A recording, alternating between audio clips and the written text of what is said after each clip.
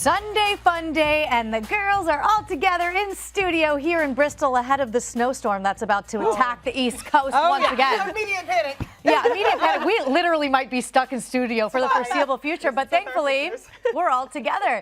Welcome into Countdown to Game Day, covered by State Farm. I'm Taylor Tannebaum, Ari Chambers, Alexa Philippou, and we're going to count you down to Game Day, which is hanging out in Columbia, South Carolina today for a big Top 20 showdown. A lot warmer, and they are probably missing out on the snow. It's insane. There's only 2 weekends left in the regular season. Like, the bubble is bubbling right now. The seating is all over the place, and everyone's just jockeying for spots right now. So we're going to start off our first segment, and it's going to be called the 2-weekend warning. So sound the alarms. Wait. Come on, you're on alarm duty. Oh, God. She's on alarm duty. This is your 2-weekend warning, folks at home, because we are getting ready for conference tournaments. So the slate today really will help build these brackets, not just for conference tournaments, but for the NCAA tournament as well. Great job. I did my on part. the audio. That was really we practiced it a little, didn't go according to plan, but just as good. All right, so we will start with that game down there in Columbia, where College Game Day is at, because it's number 3 South Carolina hosting number 17 Ole Miss. And for Ole Miss, they are fighting for a top 16 seed in the NCAA tournament, while South Carolina is protecting a 1 seed. They are on that 1 line right now, and deservedly so. And look, we do have something called bold predictions a little bit later in the show, so we're going to get to that. Before we actually dive deep into this game, I think we need a little bit of a teaser preview, if you will. Do we have? I am so excited about this head-to-head matchup. Here we go, South Carolina and Ole Miss.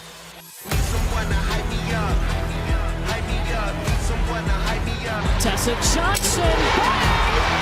Cody McMahon will clean it up from deep. She started screaming. He checks for Tessa.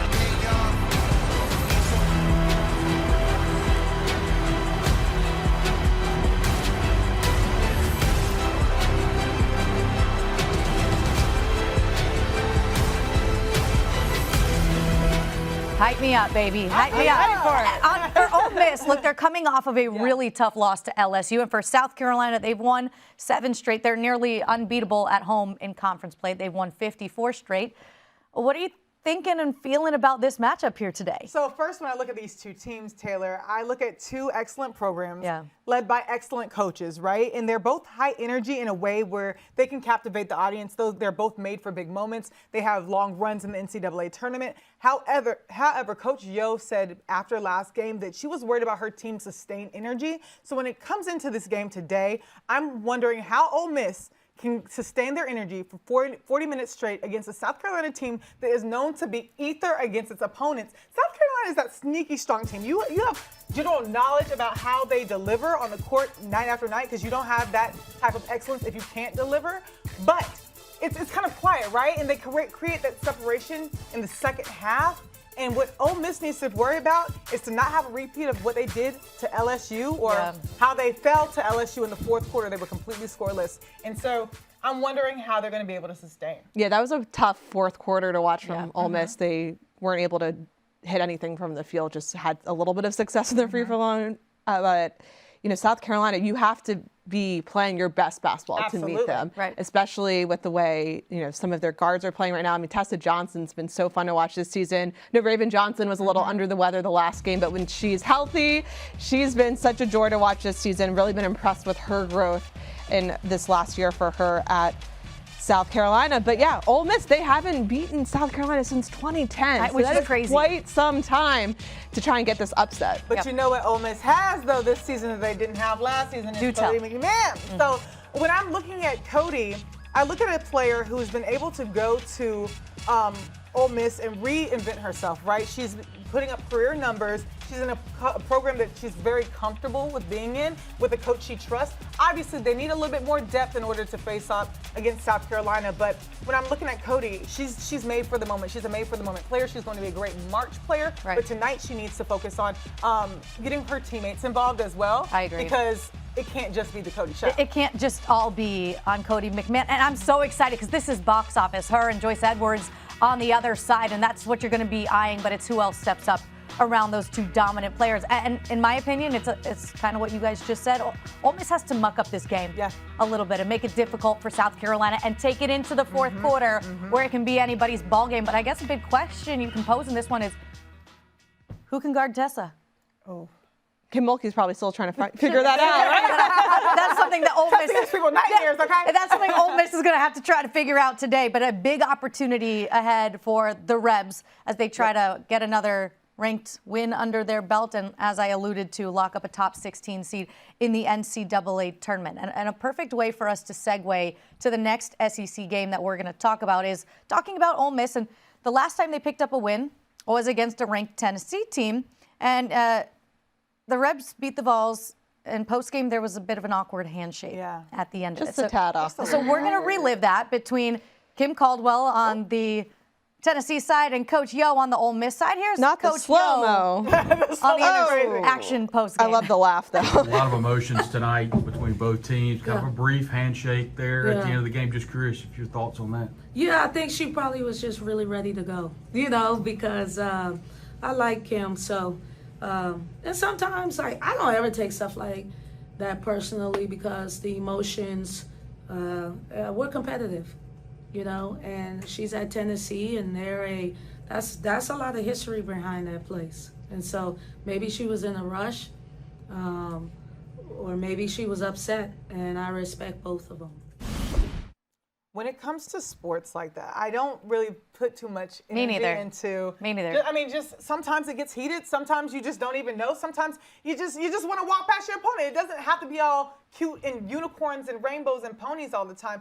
But what Coach O said is the inheritance of a legacy program like Tennessee. There's so much pressure. We've seen it with the past few coaches when it comes to Tennessee. And Kim Caldwell is focusing right now on getting the culture back to where it needs to be. You could tell in the body language from some of the early games that Tennessee has really been struggling just trying to keep their culture together. Yeah. And so learning she's a young coach, a new coach, a successful coach, and how to maintain that success throughout Tennessee. I mean, this is a team who's still at the top of the SEC, right? It's still not, everybody talks about them like they're the worst team ever. They're not. They're just having some uncharacteristic mishaps and some losses that on paper, it doesn't seem like they should lose, but Tennessee's still in good position going into into March Madness. But Kim is probably really frustrated about not being able to will the heart into her players, and they frankly need to fix their body language sometimes. So that brings up today's game because they are playing number 11 Oklahoma. That's 2:00 on ESPN. And why, Alexa, in your opinion, is this so significant today for the Vols?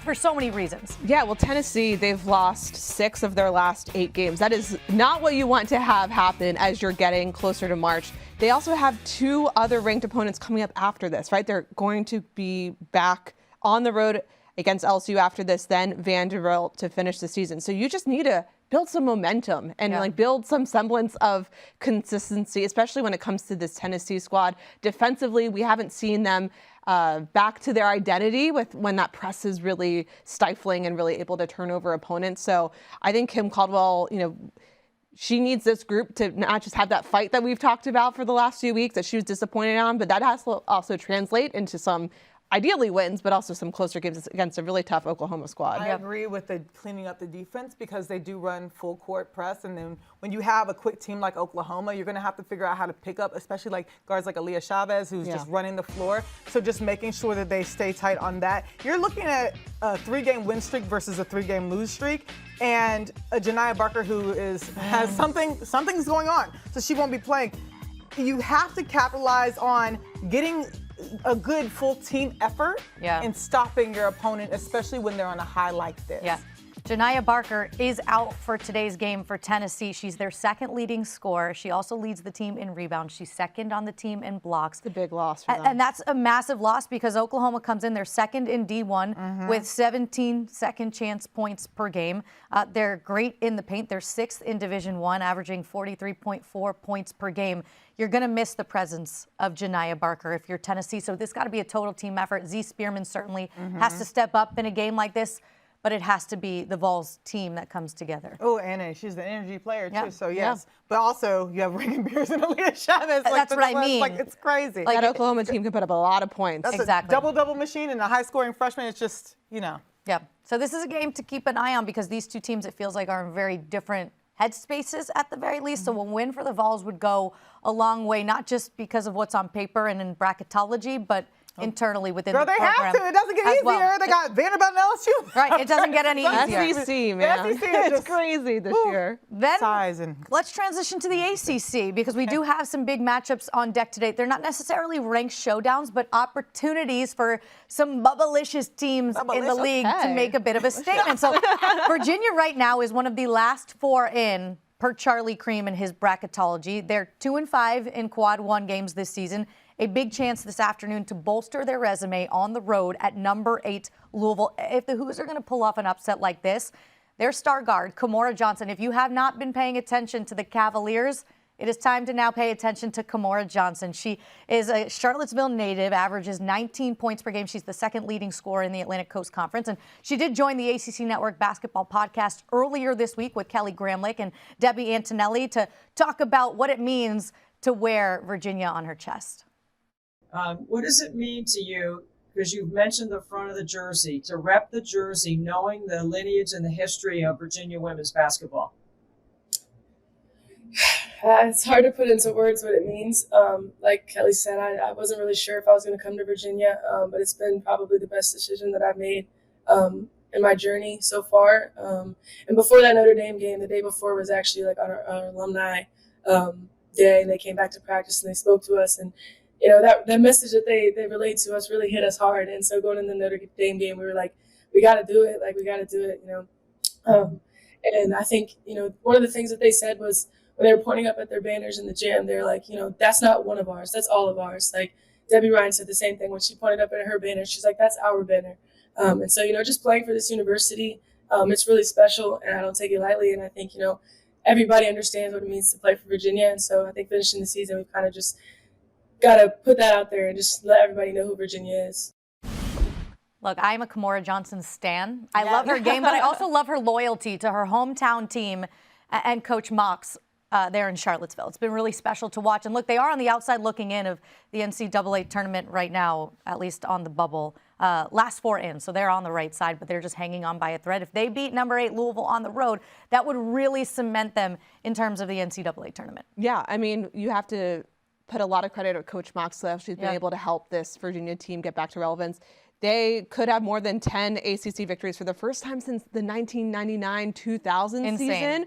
Whether or not that comes today is, you know, remains to be seen. Louisville is a really tough team, though, to go up against. We know how strong their offense has been this year. They've been better than expected. A top 10 team in the country this year. Love that they've had so much depth. They have so many different people that can get the ball in the hoop, so many people that can contribute offensively. So it's going to be a hard matchup for Virginia, but excited to see how this one goes down. When I look at this matchup, I see Louisville depth and balance versus Virginia's blocks and rebounding. So it's just a matter of how do you contain Louisville's depth, right? Like how do you make sure that they don't get a chance to just get out and do Louisville things, and that's going to come through the way of rebounding. As long as you can keep possession or like get those O boards and just make sure that you know, produce, they'll be fine. Kimora is storied. When she said that she looked at the banners with the legends of the game, sometimes it gives you extra motivation. She comes from a program with Dawn Staley. I mean, if that's not motivation enough, I don't know what is. And last year, she put us on her watch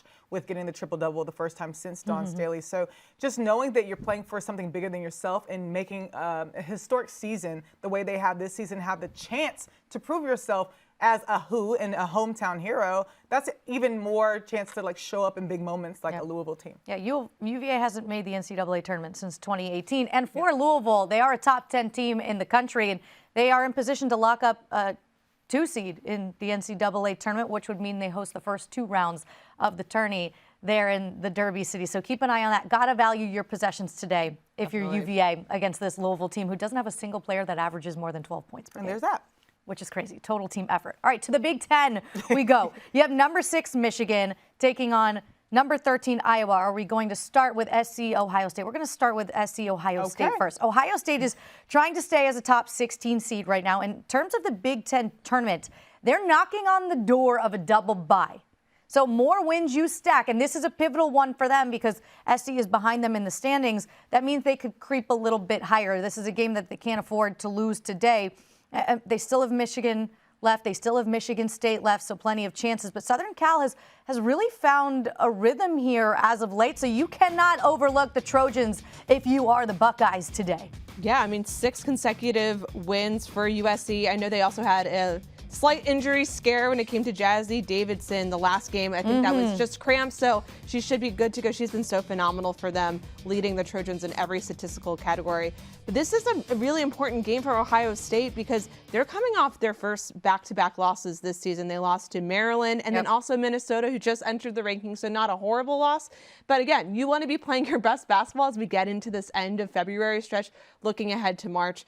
They're going to have to get back to their defensive identity, another team that really prides itself on its press and being able to make opponents uncomfortable. So look out for that in the game tonight. Yeah, I agree. Big game tonight there in the Big Ten. The other one is Michigan at Iowa because Michigan is 13-2 in conference play. They're fighting to get on the 1 line for the Big Dance, and they are oh so close right now in terms of Big Ten play. They're battling Iowa for second place in the league standings. So this is a critical head-to-head matchup here today for tiebreaker reasons, and winner has the advantage naturally. So it's Michigan and their high-paced offense going up against this Iowa team that certainly wants to get the best of the Wolverines. It's just how can you control it, right? Yeah. You have Michigan that's probably going to run 4 guards in their starting lineup, and you have Iowa who's known for their presence in the paint. But when I look at the Michigan guards, I look at Olivia Olson and how she's a 3-level scorer, but she also, you would think that it would be more like the perimeter, but she gets off on the paint, and she has high efficiency there, but she is capable of doing that inside-out scoring. So I'm looking at her heavily today. I know we know the Silas Swords of the world, but like Olivia is going to be the difference maker. And then also, how do you match up against Hannah Stuckey? You know, is she fully healthy too with her shoulder? So I'm just looking at these 2 different ends of the floor because it's like you have great post presence or you have great guard presence, and which one is going to be able That's what makes this fun. Yeah, to balance out. Yeah, exactly. I mean, Michigan, actually, they enter this matchup with a 5-game losing streak to Iowa. They have not won at Carver Hawkeye Arena since 2013. So this would be a big win for them just from that standpoint. They also could get a program record 14 Big Ten wins, regular season wins at 23 if they win today. So it's a lot on the line in terms of the big picture, in terms of the program picture. We know Michigan has obviously had a very good season this year as they've tried to, angle for that Final Four bid long term. Yeah. But mentally, though, Iowa's going to have to lock in. They moved up their senior night to tonight. It's today, so the families can. I like that get energy. Yeah, but it's like, will it distract though? In a moment where you have to be focused, and so especially with the injuries that the seniors have, and then like you're just going to have to hone in. Senior night's great, guys. Everybody shows up. There's emotions flying around. You want to play for your seniors, but you want to make sure that you stay disciplined to what your program is and not overplay, just making sure you're locked in. Yeah, so Michigan wants a 1 seed in the NCAA tournament, and these 2 clashing for second place in the Big Ten standings. So, again, the tiebreaker on the line in terms of that, and a double bye when it comes to the conference tournament.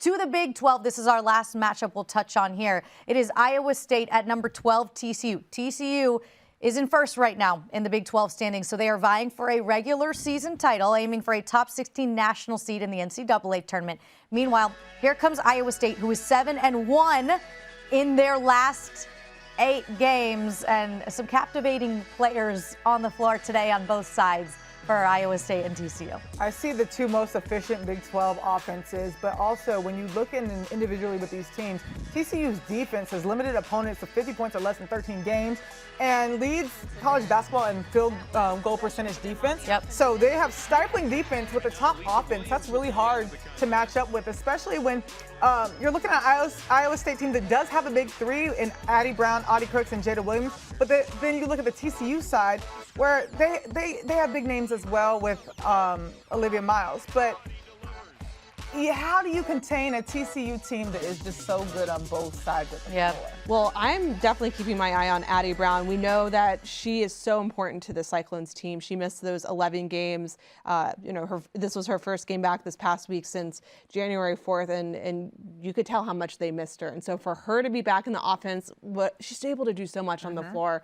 I think that's really going to give Iowa State a boost offensively, really on both ends. But we know that they're at their best when their offense is firing on all cylinders. So I don't know. Well, again, alluding to those bold predictions for later, I like this this potential for Addie Brown to kind of make some noise against a good TCU squad. But shout out to TCU, who's been on the up and up since Mark Kimball has been there, and he's fighting for his 100th game. I mean, not 100th win, but 100th game there. So they have a little bit more to play for, and I love when they have a little extra incentive. Yeah. By the way, did you know that TCU could overtake Texas for the longest home winning streak in college basketball at 41 games if they win today? I did not. Yeah. Until I read about that. So that is another nugget that you can watch for in this big game today, not just the postseason on the line, but some really cool win streaks as well. All right, there are some teams that have already locked up double byes in their respective conference tournaments.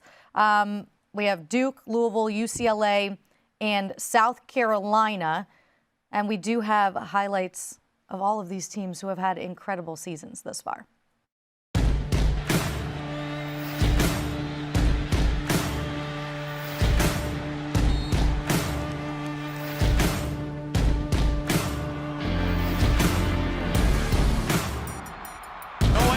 For easy fun. You bet. Tessa Johnson connects on a deep three. Miles, filthy. How many miles of shots has she made here today?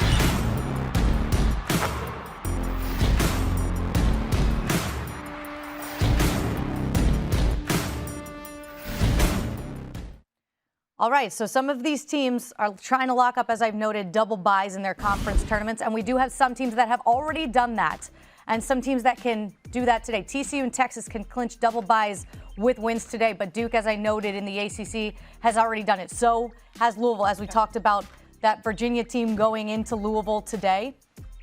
Big on the line there. Then you have UCLA in the Big Ten and South Carolina Just in the quickly, SEC. when you're going into NCAA play, or when you go into NCAA play, you're going to want to get that double bye for the tournament because it sets you up for just more rest and getting the feel for it and just being on top, and so that you can set yourself up for the post-conference play. Yeah, they're so coveted, those double byes in these tournaments, so keep an eye on Texas and TCU who can get the job done today in terms of locking up those double byes. All right, it's time to get to Magic Moments covered by State Farm. Let's check them out on Wednesday night. This is where we're going to start. Texas Tech's Snetta Collins subbed into the game against Baylor. She played 20 minutes, scored 23 points off the bench. That did lead the team in scoring. She had a fast start with 15 of those 23 points in the first half. Texas Tech went on to beat Baylor handily 87-56. Here she is post-game after that big win. Your confidence has grown each year. What's that meant for you to have that confidence and show what you can do on the basketball court? I mean, it means a lot to me. I think my first 4 years, a lot of people didn't know what type of basketball player I was. Right. And I think coming into here, I just kind of opened a lot of people's eyes and let them know, like, I'm really a hooper out here, I'm not just a shooter. I'm not just a defender. I can actually hoop, so. Okay, the story's great just for that game, but what makes her story so special is the journey to get here. Grad transfer, played 4 years at Ole Miss, in case you don't know her story. She graduated, took a year off, was selling cars in Mississippi, and then decided to come back, transfer to Texas Tech, and now here she is having a career year. I mean, they don't write stories better than this on Disney. Quite literally, they don't. Yeah, and we know Texas Tech obviously has had this, kind of turnaround season. They've kind of come out of nowhere, and she's been a big part of that. Her 15.6 points per game off the bench is a nation best in D1 for a player's contributions. Amazing. That's a reserve role. But it's like you said, it's the story that I think is so cool because that's what makes sports great is everyone has their own story. Some forms of resilience look different than others. And, I love also how she's talked about her mental health journey, being part of her story, trying to, she's inspired by giving her daughter, who I believe is around 5 years old, the best life possible. So many cool things, whether or not it was coming back to basketball after selling cars to just like being able to flourish in this new role. I know everybody has their own story. Yeah. However, I look at the story and I think of Erica Wheeler in the WNBA when she was undrafted, had to go and do a complete different side job, then got WNBA All-Star MVP, and it's just so beautifully poetic when you land where you love and you're able to have a complete life and know what to play for outside of just a typical collegiate basketball player's experience. She has more to play for, and you see that as she comes off the bench playing her role. Very special season she is having, a career year, and she's coming off the bench, and that's what I love too, is she's really embraced this role. And when you do that, sometimes the best things in life happen to you, and that's what you're seeing from one Snetta Collins. All right, you have some shout-outs to give today. I do. All right, give me your shout-outs. The Rice Owls All from right. Houston, Texas. Clap Step up one to the time. It's like a plate. hootie hoot sort of thing. Hootie hoot to y'all. 14-0 in American play. They have not yet clinched, and I don't know how, but they've been having a crazy year. So shout out to you, because Dominique Evans knocking down the 3 with 14 seconds left to play. It was a little spooky against ECU for them, but they ended up. I was like, I don't know if we're gonna have this today, but 68 to 58, they were able to pull off the win. And then I was present for NYU getting back to back. That's 5 of them. 5 in a row. Regular season championships. They won and extend their streak over the previous streak team, Wash U. That's their rival in their conference. And so just knowing that there's that history of Wash U holding the former streak, which was 83 in a row, they're sitting at 85. NYU keeping the Violets, and their mascot is a Bobcat. So I'm tempted to say keep Bobcatting. Anyway, we're also not talking about UCLA enough. Corey Close has told us this. They are on a 20-game win streak. They have not lost since December. So when you're looking at teams to root for postseason, I mean, hey, that's probably going to be a #1 seed. I am not on the selection committee, but here we are. And we noted that UCLA has locked up a double bye. And yeah, for NYU, it's such a cool story because they've now won 85 straight games, which is a Division III record, passing Wash U. And people don't realize how hard it is to win. No, and now they're chasing the NCAA record. First and second is held by UConn, 2 different times and 2 different insane win streaks. But forget D3. Now they're chasing an NCAA record, and they're well on their way to doing it. And even a better story is that Coach Meg Barber came from the program, and she remembers witnessing Wash U's streak. And so it's just invest in your own, and good things will happen. You already know. That's exactly what. And great to see you courtside too, getting the royal treatment from the Violets. All right, we are now counting down to game day, covered by State Farm, which means it is time for our crystal balls. We are going to make some bold predictions. And when I say bold, like they're really bold. They're spicy. I'm not sure any of them come to fruition. But that's why we're making bold predictions, because we like to predict the future and maybe speak it into existence. I don't know. Who wants to start? Alexa, let's start with you on the end. I feel like mine might not even be as bold. I feel like we're going to go progressively bolder with each one. I think so too. So I think I wanted to focus on one for today's matchups. I'm feeling Iowa State's going to upset TCU. I think they're going to snap TCU's home win streak. I just think Addie Brown being back in the lineup is really going to just like help this Iowa State team peak at the right time. So this is a little bit more of like a vibe. You know, sometimes you just have to make takes based off the vibes, right? I'm like feeling like this is my vibe. I'm going to pick the Cyclones for the big upset. They're 15-1, with, like you said, with Addie Brown in the lineup. She's back.